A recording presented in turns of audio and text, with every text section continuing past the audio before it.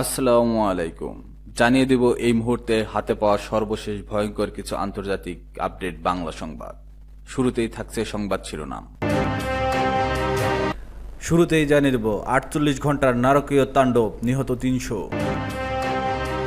জানিয়ে দেব ইরানের বিরুদ্ধে নতুন পদক্ষেপ নিচ্ছে ফ্রান্স। এরপর রয়েছে পাকিস্তানে ভয়াবহ বিস্ফোরণ, 13 সেনা নিহত। সর্বশেষ থাকছে আবারও মার্কিন সেনাদের উপর ড্রোন হামলা। এতক্ষণ শুনছিলেন সংবাদ শিরোনাম, এবার বিস্তারিত। প্রিয় দর্শক, আপনি যদি এই চ্যানেলে নতুন হয়ে থাকেন, ভিডিওটি দেখতে দেখতে চ্যানেলটি সাবস্ক্রাইব করে আমাদের সাথেই থাকুন। গাজায় 48 ঘন্টায় নারকীয় তাণ্ডব, নিহত 300। ফিলিস্তিনের গাজায় গত 48 ঘন্টায় নারকীয় তাণ্ডব চালিয়েছে ইসরায়েলি বাহিনী। এতে 300 জনেরও বেশি ফিলিস্তিনি নিহত হয়েছে। গাজা সরকারি মিডিয়া অফিসের তথ্য অনুযায়ী আল জাজিরার খবরে এসব জানা যায়। গাজা সরকারি মিডিয়া অফিস জানিয়েছে, এই সময় ইসরায়েলিরা 26টি স্থানে পৃথক গণহত্যা করছে। আর গাজা উপত্যকায় গত 24 ঘন্টায় ইসরায়েলি হামলায় কমপক্ষে 118 জন ফিলিস্তিনি নিহত ও 581 জন আহত হয়েছে। বৃহস্পতিবার উপত্যকাটির স্বাস্থ্য মন্ত্রণালয় এ তথ্য জানিয়েছে। নিহতদের মধ্যে 33 জন ইসরায়েলি ও মার্কিন যুক্তরাষ্ট্রের সমর্থিত বিতর্কিত গাজা হিউম্যানিটেরিয়ান ফাউন্ডেশন ত্রাণ কেন্দ্রের সাহায্য প্রার্থী ছিলেন। দক্ষিণে আল মাউসিতে একটি তাঁবুতে ইসরায়েলি বাহিনী হামলায় 13 জন নিহত হয়েছে। গাজা শহরের পশ্চিমে বাস্তুচ্যুতদের আশ্রয়দানকারী মোস্তফা হাফেজ স্কুলের হামলায় 16 জন নিহত এবং অনেকে আহত হয়েছেন। স্কুল ভবনে আশ্রয় নেওয়া বাস্তুচ্যুত ফিলিস্তিনি আহমেদ মনসুর বলেন, আমরা ইসরায়েলি বিমান হামলার ঘুম থেকে উঠি, ভূমিকম্পের মতো অনুভূত হয়েছিল। লোকজন বলে যে এটি একটি ড্রোন হামলা, কিন্তু শব্দ ছিল ভয়াবহ, অবিরাম গোলাবর্ষণ। ক্ষেপণাস্ত্রগুলো এতটাই ধ্বংসাত্মক ছিল যে বিস্ফোরণের পর সবকিছুতে আগুন ধরে যায়। সাহায্য ছাড়াই ঘন্টার পর ঘন্টা ধরে ক্ষতিগ্রস্তরা জ্বলতে থাকে।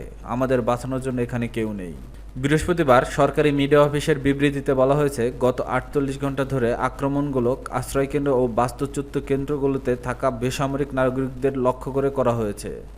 হাজার হাজার বাস্তুচ্যুত মানুষ, বিশ্রাম এলাকা, বাড়ির ভেতরে ফিলিস্তিনির পরিবার, বাজার, গুরুত্বপূর্ণ বেসামরিক সুযোগ সুবিধা এবং খাবারের সন্ধানে অনাহারে থাকা বেসামরিক নাগরিকদের উপর বোমা ফেলা হয়। ইরানের বিরুদ্ধে নতুন পদক্ষেপ নিচ্ছে ফ্রান্স। দেশটি জানিয়েছে, ইরানের বিরুদ্ধে নিষেধাজ্ঞার বিষয়টি তাদের নিজেদের সিদ্ধান্তের উপর নির্ভর করবে। তেহরানে 3 বছর ধরে আটক 2 ফরাসি নাগরিকের মুক্তির উপর বিষয়টি নির্ভর করছে। বৃহস্পতিবার 3 জুলাই ইরান ইন্টারন্যাশনাল এক প্রতিবেদনে এ তথ্য জানানো হয়েছে। প্রতিবেদনে বলা হয়েছে, ইরানের আটক 2 ফরাসি নাগরিক সেসিল কোলার ও জ্যাক প্যারিসকে মুক্তি না দিলে তেহরানের বিরুদ্ধে পুনরায় নিষেধাজ্ঞা আরোপের হুঁশিয়ারি দিয়েছে ফ্রান্স। বৃহস্পতিবার ফরাসি পররাষ্ট্রমন্ত্রী জা নোয়েল ব্যারো এক বিবৃতিতে জানান, এই 2 নাগরিকের মুক্তি ফ্রান্সের সর্বোচ্চ অগ্রাধিকার। তাদের বিরুদ্ধে আনা অভিযোগ সম্পূর্ণ ভিত্তিহীন ও অযৌক্তিক। ইরান এই 2 ফরাসি নাগরিকের বিরুদ্ধে সম্প্রতি ইসরায়েলের গোয়েন্দা সংস্থা মোসাদের হয়ে গুপ্তচরবৃত্তি, ইরানি শাসন ব্যবস্থা উৎখাতের ষড়যন্ত্রে জড়িত থাকার অভিযোগ করা হয়েছে। 2022 সালের মে মাসেই ইরান সফরের সময় তাদের আটক করা হয়েছিল। বর্তমানে তারা তেহরানে বন্দী রয়েছেন। পরিবারের পক্ষ থেকে অভিযোগ, গ্রেপ্তাররা নিজেদের আইনজীবীদের সহায়তা পাচ্ছেন না। মে মাসে ফ্রান্স ইরানের বিরুদ্ধে আন্তর্জাতিক বিচার আদালতে আইসিজে মামলা দায়ের করেছে।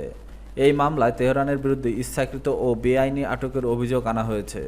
ফরাসি প্রেসিডেন্ট ইমানুয়েল মাখো এই 2 জনকে রাষ্ট্রীয় জিম্মি বলে আখ্যায়িত করেছেন। তিনি অভিযোগ করেন, ইরান কৌশলগতভাবে বিদেশিদের আটকে রেখে পশ্চিমা দেশগুলোর উপর চাপ সৃষ্টি করছে। তবে ইরানও এই অভিযোগ অস্বীকার করছে। পররাষ্ট্রমন্ত্রী ব্যারো বলেন, ইরানি শাসকদের আমরা বারবার জানিয়েছি, এই পরিস্থিতি সমাধান ছাড়া কোনো সিদ্ধান্ত নেওয়া হবে না। নিষেধাজ্ঞা আরোপ সম্পূর্ণভাবে এই ইস্যুর সমাধানের উপর নির্ভর করছে। বুধবার বারো পৃথকভাবে সতর্ক করে বলেন, ফ্রান্স, জার্মানি ও যুক্তরাজ্য 2015 সালের পারমাণবিক চুক্তির অধীনে স্ন্যাপব্যাক ব্যবস্থা চালু করতে পারে। ইরান তার পারমাণবিক ও ব্যালিস্টিক প্রোগ্রামের কঠোর নিয়ন্ত্রণ মেনে না চললে এটি আরোপ করতে হতে পারে। তিনি লে মোদ পত্রিকাকে বলেন, একটি সাধারণ চিঠির মাধ্যমে আমরা ইরানের উপর অস্ত্র, পারমাণবিক সরঞ্জাম, ব্যাংক এবং বিমার উপর বৈশ্বিক নিষেধাজ্ঞা পুনরায় আরোপ করতে পারি। পাকিস্তানে ভয়াবহ বিস্ফোরণ, 13 সেনা নিহত। পাকিস্তানে ভয়াবহ বিস্ফোরণে 13 জন সেনা সদস্য নিহত হয়েছেন। শনিবার 28 জন আফগান সীমান্তের কাছে দেশটির উত্তর পশ্চিমাঞ্চলীয় খাইবার পাখতুনখোয়া প্রদেশে এই ঘটনা ঘটে। স্থানীয় সংবাদ মাধ্যমের বরাতে আনাদুল এজেন্সি এ তথ্য জানায়। আফগান সীমান্তের কাছে দেশটির উত্তর পশ্চিমাঞ্চলীয় খবির পাখতুনখোয়া প্রদেশের এক আত্মঘাতী বোমা হামলার কমপক্ষে ১৩ জন পাকিস্তানি সেনা নিহত এবং বেসামরিক নাগরিকসহ কয়েকজন ডজন আহত হয়েছেন। খাইবার কনিকলস নিরাপত্তা সূত্রের বরাত দিয়ে জানিয়েছে, উত্তর ওয়াজিরিস্তানের মীর আলীর খাদি বাজারের সেনা কনভয়ে এই হামলা চালানো হয়। নাম প্রকাশে অনিচ্ছুক নিরাপত্তা কর্মকর্তারা জানান, মীর আলীতে ২২ ফ্রন্টিয়ার ফোর্স রেজিমেন্টের বোমা নিষ্ক্রিয়কারী ইউনিটের গাড়ির কাছে এক আত্মঘাতী বোমা হামলা হয়। হামলাটি ছিল সমন্বিত আক্রমণ। কিছু বুঝে ওঠার আগেই বিস্ফোরণের এলাকা পুরো কেঁপে ওঠে। এই হামলায় ১৪ জন বেসামরিক নাগরিক সহ কমপক্ষে ২৪ জন সেনা আহত হয়েছেন। খবর পেয়ে অতিরিক্ত সেনা ঘটনাস্থলে গিয়ে তাদের উদ্ধার করে হাসপাতালে পাঠায়। চিকিৎসকরা জানান, অনেকের অবস্থা আশঙ্কাজনক। কাউকে কাউকে উন্নত চিকিৎসার জন্য জেলার বাইরে নেওয়া হচ্ছে। সাম্প্রতিক মাসগুলোতে খাইবার পাখতুনখোয়া প্রদেশের নিরাপত্তা বাহিনীর উপর একদিনে সবচেয়ে ভয়াবহ হামলার মধ্যে এটি একটি। তবে এখনও পাকিস্তানের সেনাবাহিনী এই হামলার বিষয়ে কোনো বিবৃতি দেয়নি। এদিকে উত্তর ওয়াজিরিস্তানের হাফিজ গুল বাহাদেরের নেতৃত্বে একটি স্থানীয় জঙ্গি সংগোষ্ঠী এই হামলার দায় স্বীকার করেছে। খাইবার পাখতুনখোয়া প্রদেশের ওয়াজিরিস্তান, খাইবার এবং খুররাম জেলার সন্ত্রাসী হামলা প্রায় ঘটে। এজন্য সম্প্রতি পাকিস্তানের সেনাবাহিনী প্রদেশের গোয়েন্দা তথ্যের ভিত্তিতে অভিযান জোরদার করে। এরই মধ্যে ভয়াবহ বিস্ফোরণের ঘটনা ঘটল। আফগানিস্তানে অবস্থানরত তেহরিকি তালেবান পাকিস্তানকে টিটিপি খারেজি বলে অভিহিত করে ইসলামাবাদ। পাকিস্তান সরকার দাবি, ওই প্রদেশে সন্ত্রাসী হামলা চালাচ্ছে টিটিপি। সন্ত্রাসী নির্মূলে আফগানিস্তানের অভ্যন্তরে বহু সামরিক অভিযান চালায় পাকিস্তানের সেনাবাহিনী। অন্যদিকে কাবুল অস্বীকার করে আসছে, এই ধরনের হামলা তার মাটির থেকে চালানো হচ্ছে না। সন্ত্রাসীদের ইস্যুটি পাকিস্তানের অভ্যন্তরীণ বিষয়। আবারও মার্কিন সেনাদের উপর ড্রোন হামলা। ইরাকি বিমানবন্দরের কাছে মার্কিন সেনাদের আবাসস্থলে ড্রোন হামলা হয়েছে, তবে সেটি লক্ষ্যবস্তুতে আঘাত হানার আগে ভূপাতিত করা হয়। নিরাপত্তা সূত্র বিষয়টি নিশ্চিত করেছে। বৃহস্পতিবার ৩ জুলাই রাতে আরবিল বিমানবন্দরের কাছে একটি ড্রোন আটক করা হয়। সেখানে ইরাকের স্বায়ত্তশাসিত কুর্দিস্তান অঞ্চলে মার্কিন নেতৃত্বাধীন জিহাদি বিরোধী জোটের সেনারা অবস্থান করছেন। কুর্দি নিরাপত্তা বাহিনী জানিয়েছে, রাত ৯টা ৫৮ আরবিল আন্তর্জাতিক বিমানবন্দরের কাছে একটি বিস্ফোরক ভর্তি ড্রোন ভূপাতিত করা হয়। তবে কোনো হতাহত বা ক্ষয়ক্ষতি হয়নি। আন্তর্জাতিক জিহাদি বিরোধী জোটের সামরিক ঘাঁটিসহ আরবিল বিমানবন্দরের পূর্ববর্তী বছরগুলোতে বারবার রকেট ও ড্রোন হামলা হয়েছিল। ইরানের সঙ্গে ইসরায়েলের যুক্তরাষ্ট্রের সংঘাত ঘিরেই ইরাকে মার্কিন ঘাঁটিগুলোতে নতুন আক্রমণ শুরু হয়।